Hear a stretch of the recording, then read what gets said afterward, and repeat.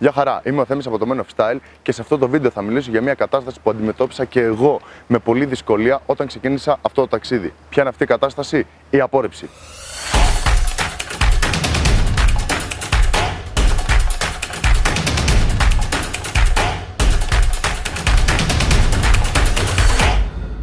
Αρχικά πάμε να πούμε τι είναι αυτό που μας ενοχλεί τόσο πολύ και τελικά λέγεται απόρριψη. Από τεχνικής απόψεως είναι ότι κάνεις μια προσπάθεια για να πετύχεις κάτι και τελικά αποτυγχάνεις. Αυτό είναι απόρριψη και συμβαίνει σε πολλούς διαφορετικούς τομείς της ζωής σου. Όμως για ποιο λόγο δίνεις τόσο πολύ μεγάλη αξία σε μια αποτυχημένη προσέγγιση, σε μια απόρριψη όταν έχεις μια γυναίκα απέναντί σου? Για ποιο λόγο γίνεσαι απρόθυμος να συνεχίσεις αυτή τη διαδικασία και τελικά να γίνεις η καλύτερη εκδοχή του εαυτού σου? Για ποιο λόγο μπαίνεις σε αυτή την άρνηση? Η βασική διαφορά των επιτυχημένων ανδρών με τις γυναίκες και των ανδρών που δεν έχουν τις γυναίκες που θέλουν ή δεν διεκδικούν καν τις γυναίκες που θέλουν είναι ότι διαχειρίζονται διαφορετικά την απόρριψη. Ξέρεις ότι θα απορριφθείς και πρέπει να ελέγξεις τον εαυτό σου, γιατί είναι σύμμαχός σου τελικά, είναι ενθαρρυντικό για εσένα. Μπορείς να μάθεις πολλά πράγματα από αυτό και αν με ρωτήσεις, μόνο το 10% έχω μάθει από τις επιτυχημένες προσεγγίσεις. Το υπόλοιπο 90% το έμαθα από τις απορρίψεις. Τώρα, για ποιο λόγο μπορεί να πάει άσχημα μια προσέγγιση και τελικά να απορριφθείς?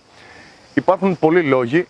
Όμως, θα το χωρίσουμε σε δύο μεγάλες κατηγορίες. Η πρώτη κατηγορία είναι ότι κάνεις κάτι εσύ λάθος, και η δεύτερη κατηγορία είναι ότι η κοπέλα, η γυναίκα που προσεγγίζεις δεν είναι διαθέσιμη, δεν ενδιαφέρεται για οποιοδήποτε λόγο. Άρα, θα πρέπει να έχεις τον έλεγχο του εαυτού σου, να μην είσαι στρεσαρισμένος, ώστε να καταλαβαίνεις ποια από τις δύο καταστάσεις βρίσκεται μπροστά σου και να μπορέσεις να το διακρίνεις. Τώρα, για ποιο λόγο θα πρέπει να ελέγχεις τον εαυτό σου και να διακρίνεις ποια από τις δύο καταστάσεις ευθύνεται για την απόρριψή σου από τη γυναίκα? Γιατί είναι φοβερό εργαλείο για εσένα. Μπορεί να μην έχεις τον σωστό τρόπο, μπορεί να μην ξέρεις, μπορεί να φοβάσαι, αλλά θα πρέπει να καταλαβαίνεις τι ακριβώς κάνεις λάθος, ώστε να το βελτιώσεις και να το εξελίξεις. Αυτό που πρέπει να κάνεις είναι να μετατοπίσεις τη σκέψη σου από την απόρριψη σε αυτό που πραγματικά συμβαίνει εκείνη τη στιγμή. Δηλαδή, αύξησε την παρατηρητικότητά σου και δες τη γλώσσα του σώματος της κοπέλας.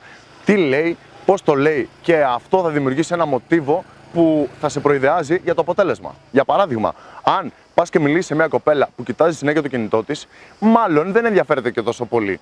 Και για οποιοδήποτε λόγο η απόρριψη δεν πρέπει να σε επηρεάσει. Αν όμως προσεγγίσει μια κοπέλα και ενώ κοιτάει το κινητό, αρχίσει και μιλάει μαζί σου και δεν το ξανακοιτάξει, καταλαβαίνεις ότι αυτή η προσέγγιση θα έχει πιο θετικό αποτέλεσμα. Σε οποιαδήποτε περίπτωση, σε οποιαδήποτε απόρριψη, έχεις κάνει μια προσπάθεια, έχεις κάνει μια προσέγγιση.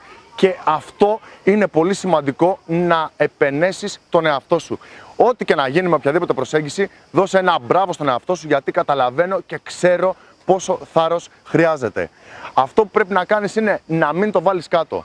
Όσο και να απορρίπτεσαι, σε καμία περίπτωση δεν είναι κριτήριο για να σταματήσεις μια διαδικασία που έχεις βάλει τον εαυτό σου. Ακόμα και για αυτούς που έχουν σκεφτεί να τα παρατήσουν, επειδή έρχονται απορρίψεις συνεχόμενα, θέλουν να σκεφτούν μόνο μια στιγμή πόσο πολύ τους έχει βοηθήσει στην πραγματικότητά τους και στη ζωή τους. Ουσιαστικά το σκεφτείς, δεν χάνεις σε καμία περίπτωση. Μόνο κέρδος μπορείς να έχεις από αυτό. Τώρα, αν αξίζει, σίγουρα αξίζει να προσπαθήσεις. Ήμουν ο Θέμης από το Men of Style και κάνε subscribe για να βλέπεις τα καινούργια μας βίντεο. Γεια χαρά!